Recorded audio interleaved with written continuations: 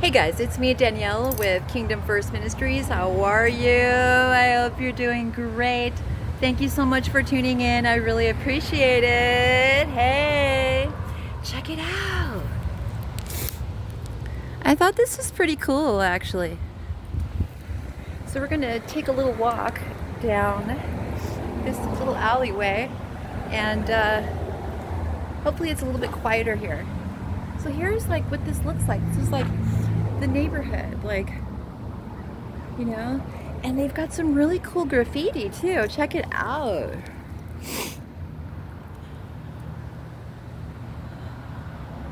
I don't know if they paid somebody to do this or if somebody just came in and did it. It's pretty cool, huh? So I'm just gonna find a little spot. This looks good. What does this say? Illegal campsite. Okay, I better hurry. It's always a challenge to find a place to shoot. Anyway. Okay, hi. Okay, you guys, so as promised, I'm back again for part 3 of the Family Secrets Exposed. Yes. And because of my location, you never know what's going to happen. So we'll see. Can you see me? Okay. Yeah. Hi. Anyway, I'm going to keep these on for now. Okay, this is not a happy type of a video right now, you guys, as you know. And I am being obedient because the Lord has called me to give this information. So I'm doing it. It's not fun. I don't like it. It makes me sad. And actually, I've been procrastinating. So I repent for that, Lord. Please forgive me. Let me see if I can put this here so you can see me better. Okay, that's better. So, okay. Okay, so today's topic are my sisters. Erica, Elizabeth Ocaña, and Erin Genevieve Valencia. Okay, let's see. Well, the light is still good. Hi. Anyway, okay. So I might not be looking at the camera the whole time. Okay, I just I'm still getting used to this new angle thing. Okay. Anyway, okay, you guys. So. Okay, so I'm the oldest of 3 girls in my family, okay? So that's my birth order. I'm a natural born leader. It's just the way it is. And my mother was a single parent. I think I told you, Camille Valencia. And anyway, she had 2 additional daughters. And again, all 3 of us had different fathers. Yeah, I know. And Erica was just this frail little thing. Just, you know, I mean, she went through so much. I mean, she was molested at the age of like 4 or 5 by our next door neighbors. We would play with them while our mother would work all day and leave us in the apartment. And I was caring for my sister Erin, and I was only 10 years old at the time. So Erica is 3 years younger than me, and Erin is 10 years younger than me. I helped her raise my daughters because, I mean, my sisters, because my mother was just checked out, you know? So I remember, like, in school and stuff like that, you know, Erica was always in my shadow. You know, I felt bad about it. I always tried to look out for her, but I always had so much stuff going on, and all these people were like, Danielle, and, you know, I was in drill team and the whole thing, but she was always in my shadow. So I don't blame her for hating me in a way, but I always loved her. You know, there was this one girl that was picking on her, and I'll never forget. It was Michelle Montoya and I. She was like, let's go kick her ass. Meaning this one girl that was picking on my little sister. Rita, size 38, size 28. That's what we'd say. Michelle was making fun of her breasts, saying how small she was and everything. Anyway, yeah, we went to go give Rita a little visit and told her to leave my sister alone. And Michelle was the brave one. She would like grab her by her, she was like, don't you ever, you know. So I remember feeling uncomfortable with that. It just seemed so thuggish to me, you know. But Michelle was the one who could fight. So, and she fought the cholas off of me. I mean, anybody that would mess with me or my sisters or anything, like she was just like on them. Like she had no problem, you know. Anyway, so yeah, so Erica, you know, she would go back and forth like to our dad's place. He wanted to keep her, and honestly, he should have kept her. She should never have come to stay with my mother and myself, but he eventually let her come and stay with my mom and me, and only for her to become an alcoholic later on. So my sister said she became an alcoholic at the age of 6. And then by the time she was like, I don't know, early 20s, she was already hooked on meth. And you know, the frontal cerebral cortex doesn't fully like meld until you're 25, right? So the whole drug addict thing was already like locked in there, like, you know, sadly, at a young age. She was always working at a cafe. She never really aspired to go to college or become anything great. She wanted to be a famous singer. She had a good voice. She's a beautiful, beautiful lady, you know, woman. I don't know about lady. You know, we were close when we were younger. We were best friends. And my firstborn daughter, Danika, it's a form of Danielle and Erica together because I love my sister so much. I wanted her to be a part of my baby's name. Anyway, then there's Erin, and Erin was just neglected. I mean, just so like, it's just so wrong. Like she would always be in the corner of like the hotel room that we were staying in, you know, and playing with her Barbies and playing with her toys and her Polly Pockets and all of that, and it was so sad, you know.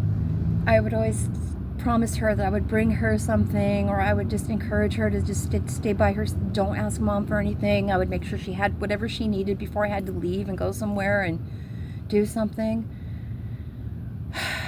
It's just so sad, you know. And you know, for people my age, you know, it's like we don't like to talk about these things because it's like, oh, don't talk about the family. You know, the family was king back in the 50s all the way up to the 80s.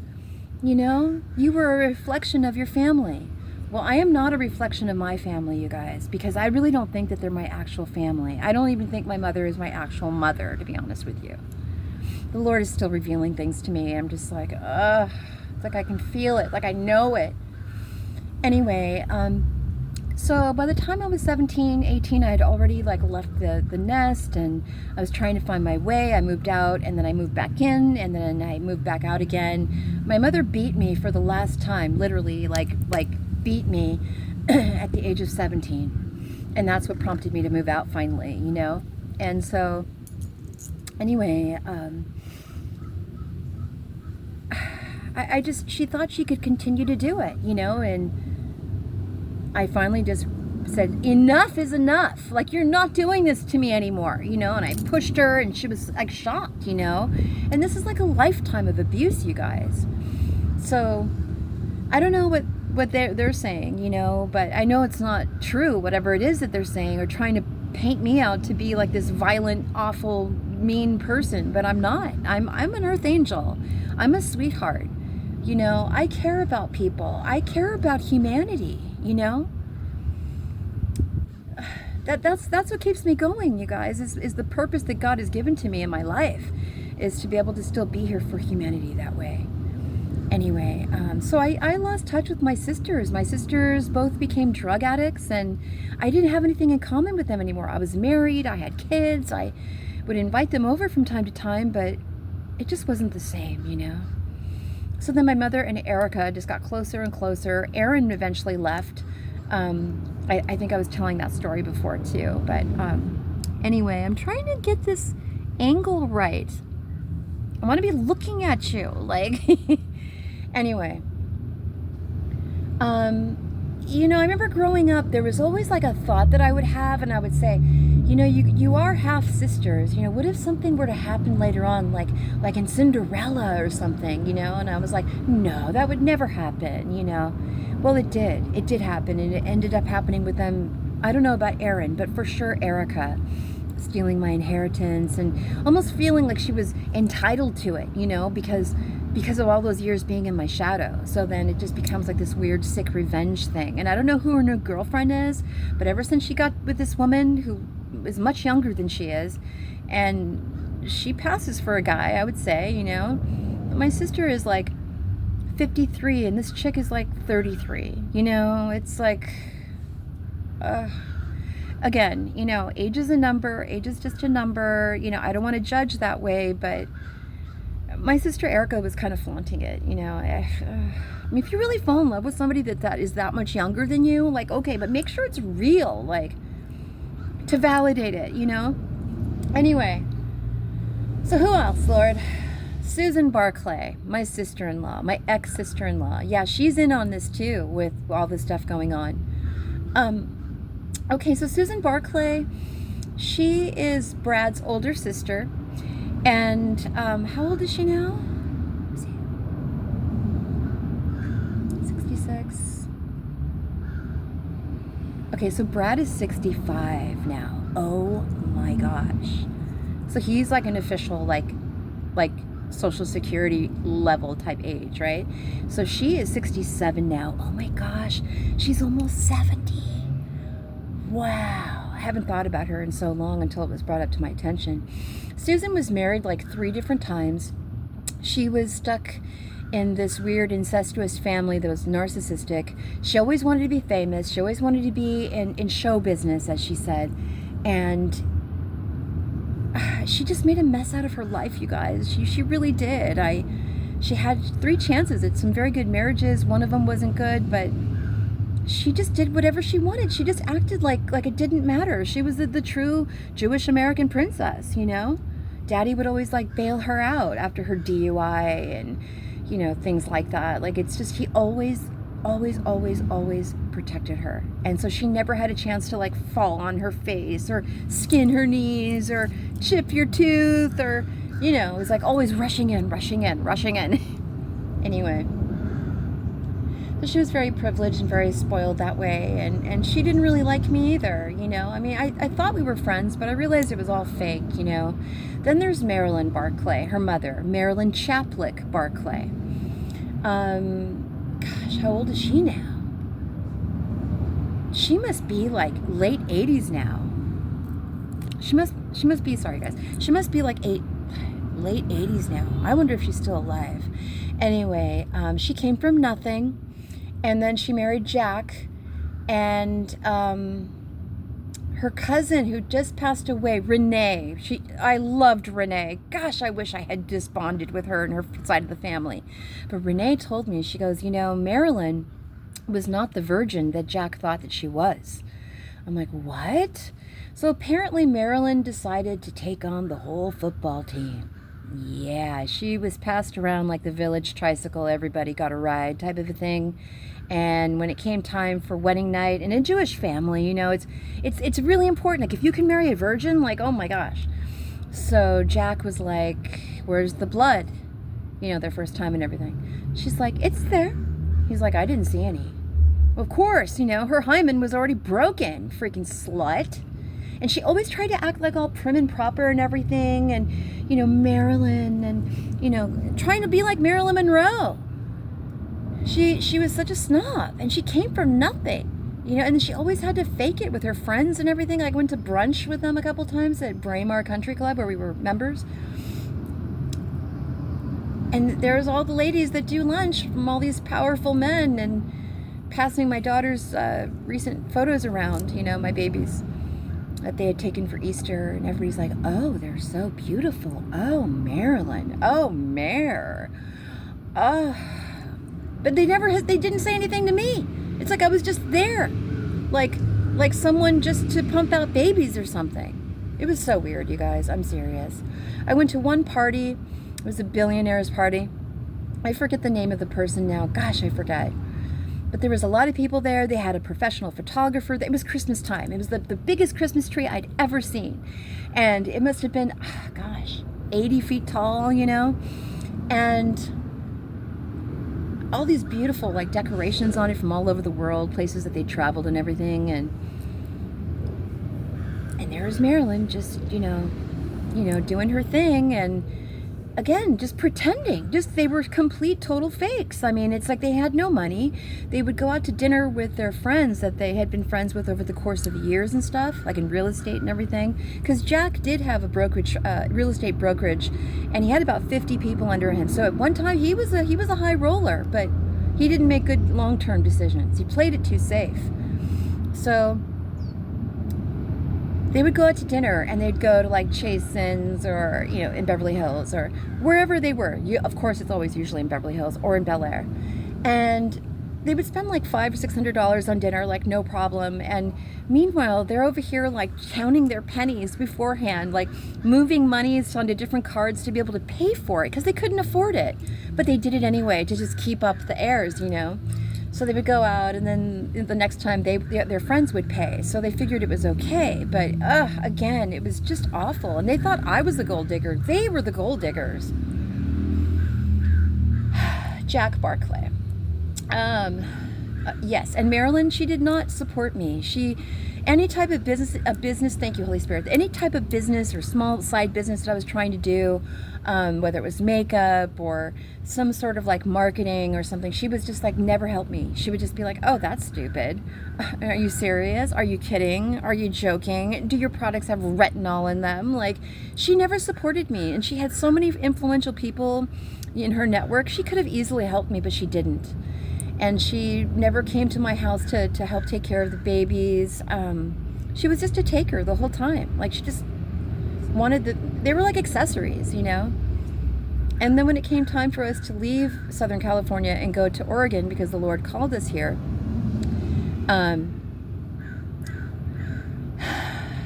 all of a sudden, it was her and Jack and Susan. And they're like, where are you going? Well, what do you mean? And I don't understand. And I'm like, we don't even have a relationship. What are you talking about? Well, those are our grandkids, and we're never going to see them again. I'm like, well, since when was the last time you even had your grandchildren over? Like, you don't have a relationship with your grandchildren?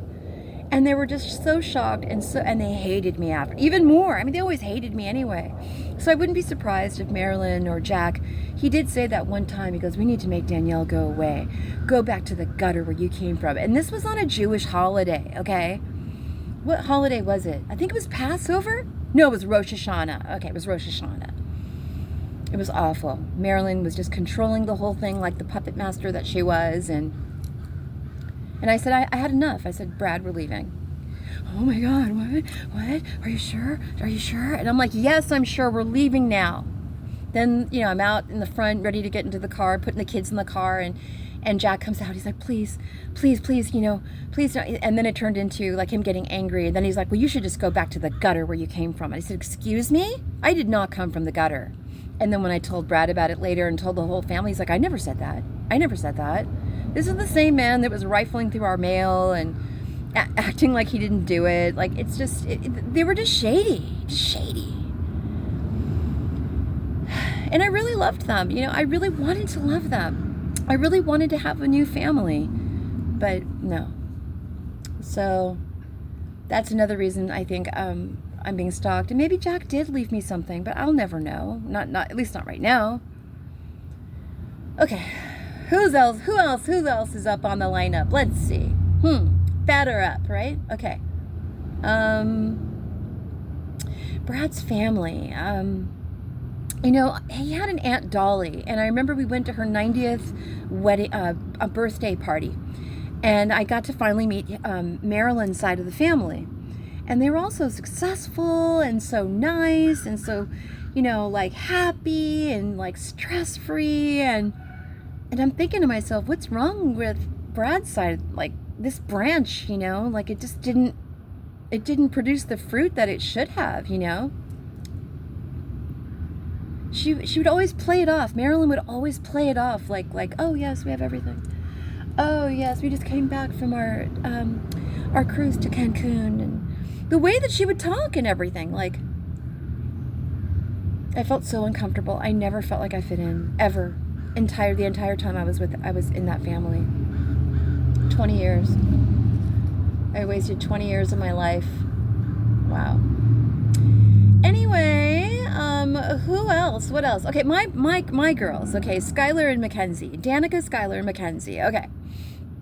So Danika Ryan, my baby. I gave birth to her when I was 20 years old, and she looked like little Sluggo. I don't know if you remember the old comics called Little Lulu and Baby Sluggo.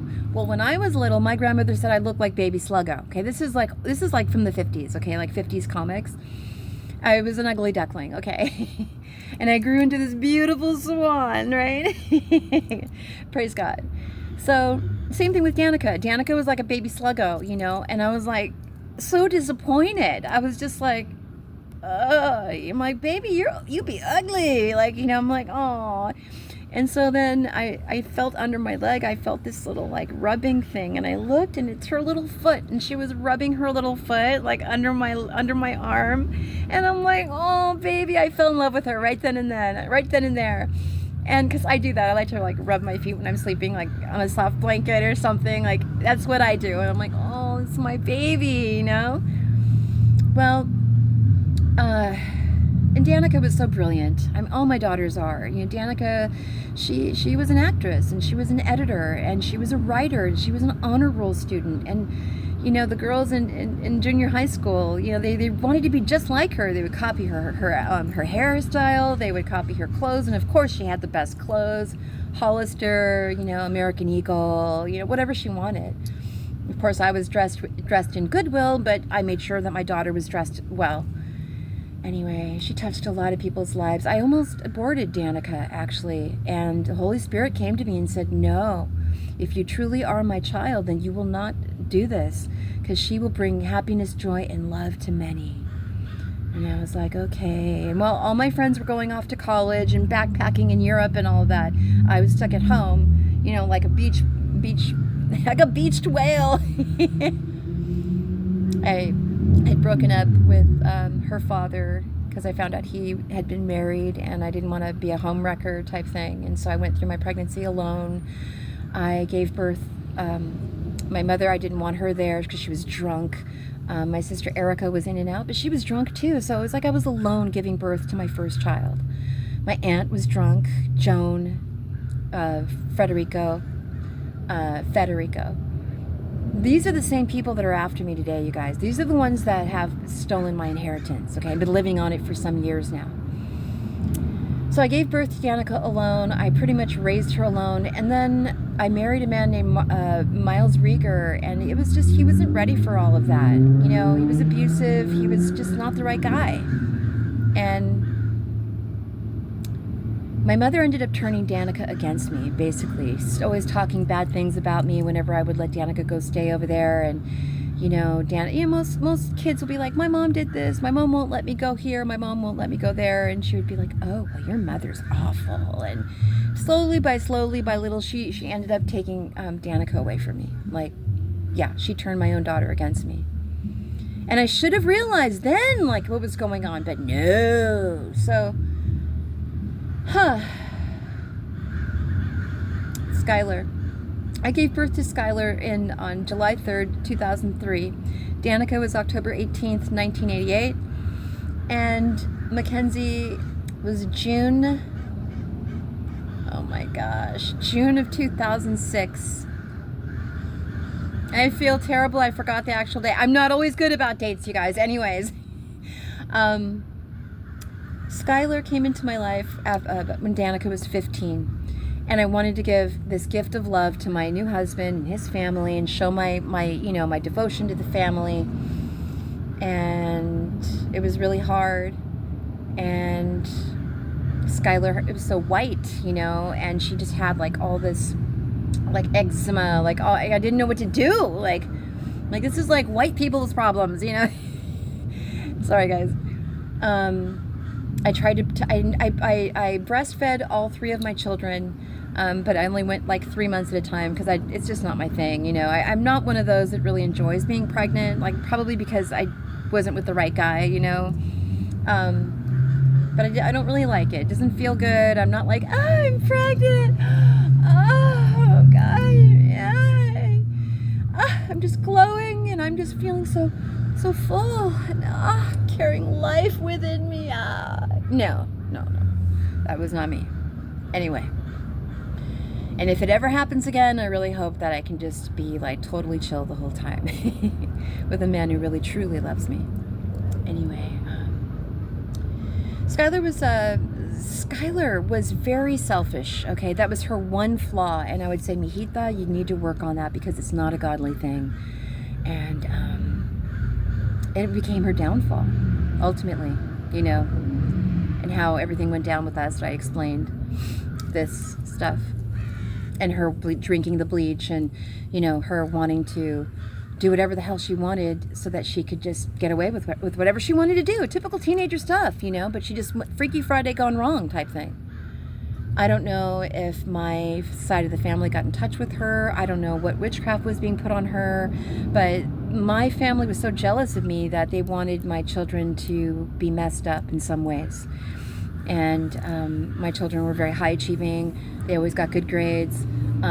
They got accepted into this really great art school out here called ACMA, which was a huge privilege, a big part of the reason why we came out to Beaverton, Oregon, initially. But Makenzi, Skyler convinced her sister that she needed to have a boyfriend because she was lonely. And I was like, please don't say that to your sister because you don't know exactly how she's feeling. She just came out of having the cancer, you know. The last thing she needs right now is to have pressure on any type of relationship thing. But Skyler didn't listen.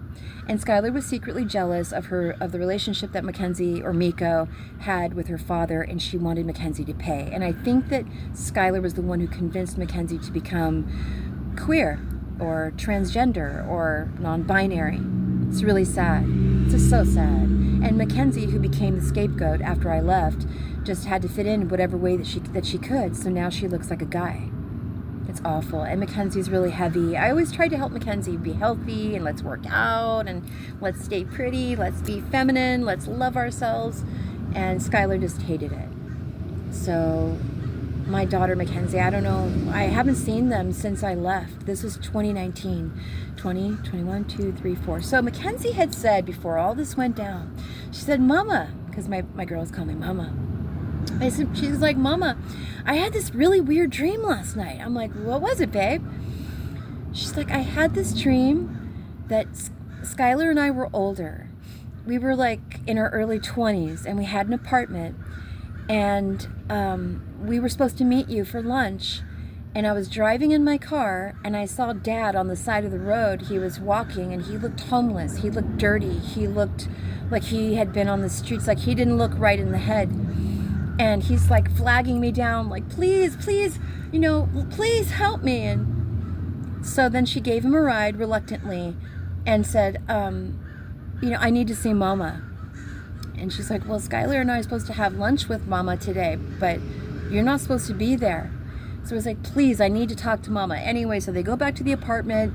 And by the time I came to the apartment and I knock on the door, Skyler opens the door and there's Brad and looking all like homeless, you know?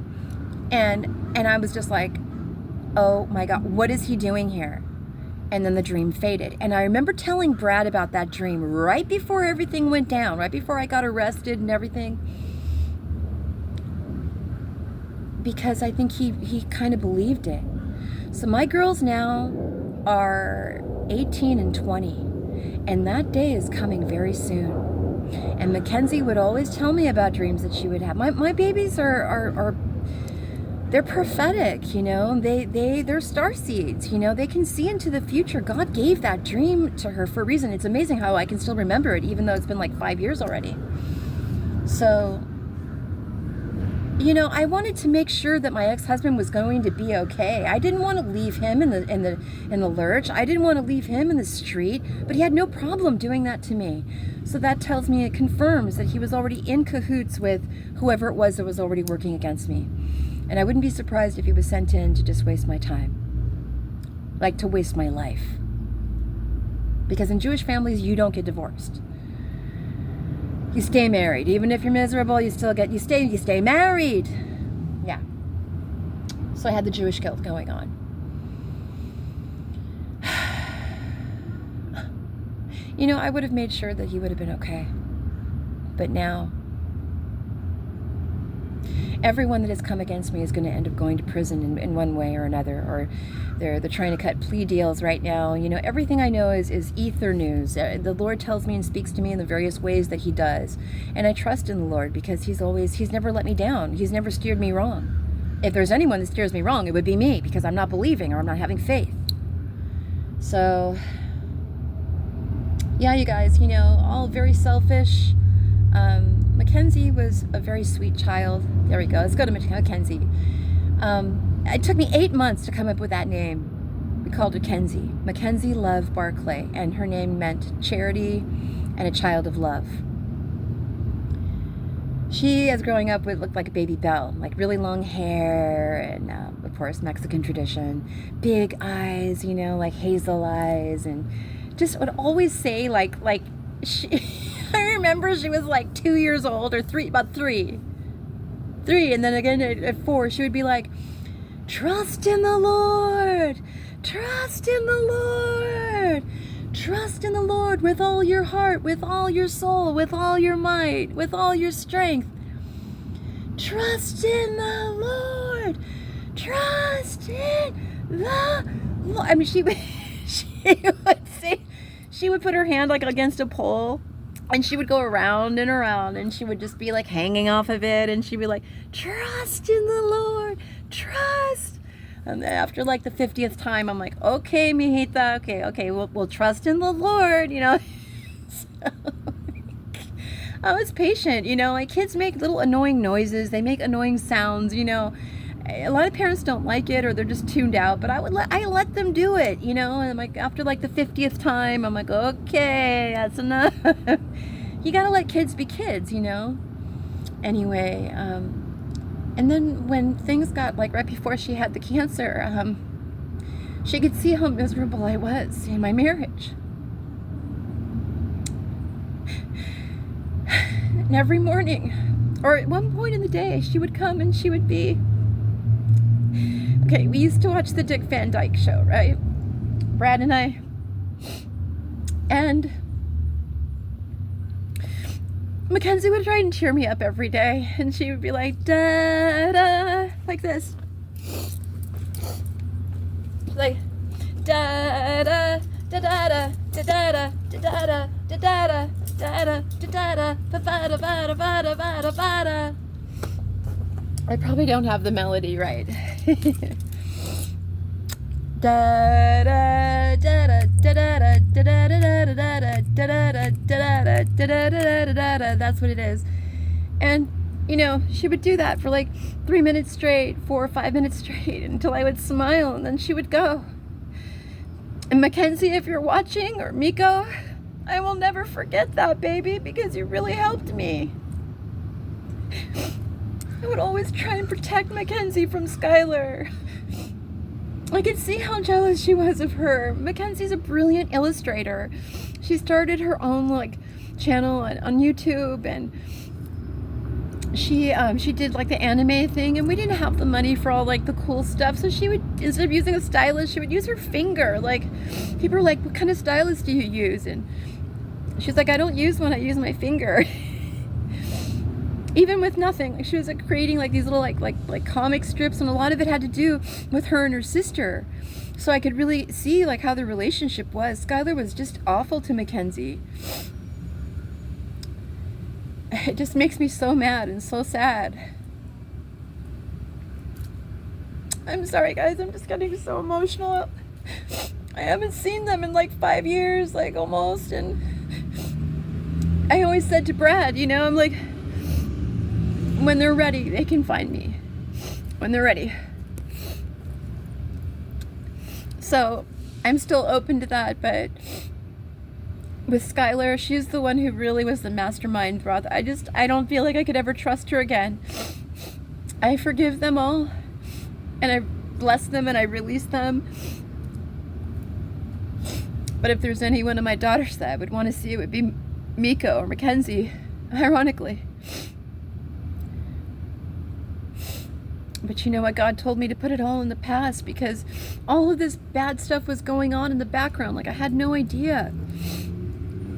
Inheritances and weird curses and Freemasonry and Eastern Star stuff. And awful. So now it's been back to school time, and I always think about them, you know? And I always think about, like, what happened, that the big breakup, shakeup. And then we have the holidays coming, and it's probably gonna be the 5th holiday I've been without family. Of course, I always end up finding good friends and stuff, but yeah, it's about 35 minutes in. It's like I'm not alone. I'm not alone on the holidays because I always have someone with me, but it's not like I have my family with me. So I look forward to starting a new family one day with my future my love that's coming.